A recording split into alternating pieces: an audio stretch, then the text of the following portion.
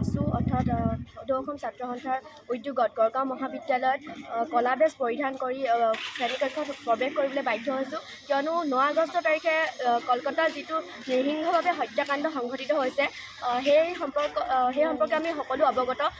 কেৱল কলকাতাত বুলিয়ে নহয়, আজি অসমৰ বিভিন্ন প্ৰান্তত বা দেশৰ বিভিন্ন প্ৰান্তত নাৰী নৃশংসভাৱে হত্যাকাণ্ড বা ধৰ্ষণৰ বলি হৈ আহিবলগীয়া হৈছে। আমি চৰকাৰে বহুতো আঁচনি প্ৰণয়ন কৰা দেখিবলৈ পোৱা যায়, বেটী বচাও বেটী পঢ়াও, কিন্তু এইটো কিমান কাৰ্যকৰী হৈছে সেই ক্ষেত্ৰত চৰকাৰে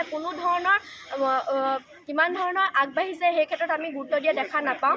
কিমান ছোৱালী বৰ্তমানেও কাৰ্যক্ষেত্ৰতহে হওক বা বিভিন্ন শিক্ষানুষ্ঠানতে হওক ধৰ্ষণৰ বলি হৈ আহিবলগীয়া হৈছে, সেই ক্ষেত্ৰত চৰকাৰে কোনো ধৰণৰ সুৰক্ষা প্ৰদান কৰা দেখা পোৱা নাযায়। আমি যি কলকাতাত সংঘটিত হৈ যোৱা সেই নাৰীগৰাকী যি হত্যাকাণ্ড হৈছে, ধৰ্ষণ কৰি যি হত্যাকাণ্ড কৰা হৈছে, সেই সম্পৰ্কে আমি শ্ৰেণীকক্ষত পাঠদান কৰি আহি তেওঁৰ সপক্ষে আমি মাত মাতিবলৈ বাধ্য হৈছোঁ আৰু আমি বিচাৰোঁ যে তেখেতৰ পৰিয়ালৰ ন্যায় পাওক আৰু যাতে কোনো নাৰী তাৰ বলি নহওক তাৰে আমি কামনা কৰিছোঁ। ভাৰতবৰ্ষৰ ন্যায় ব্যৱস্থাত দেখা যায় যে যেতিয়া ধৰ্ষণ কাণ্ডৰ দৰে এটা মৃমংস হত্যাকাণ্ড সংঘটিত হয়, তাৰিখৰ পিছত তাৰিখ যায়, কিন্তু 5-6 বছৰৰ পিছত কিন্তু দোষীও হাৰি যায়।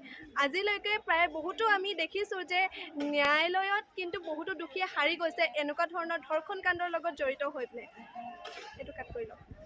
আজি আমি কলা কাপোৰ কিয় পিন্ধিব লগা হৈছে? আজি চবৰে মানে বেজত মানে কলা কাপোৰটো আছেই।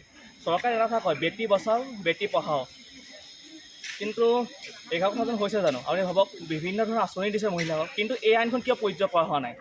যে প্ৰত্যেক বছৰ ধৰ্ষণ হয় আৰু ধৰ্ষণৰ আৰু দোষীয়েতো শাস্তি নাপায়েই, আৰু তেওঁলোকে ন্যায়টোও পাব লাগে।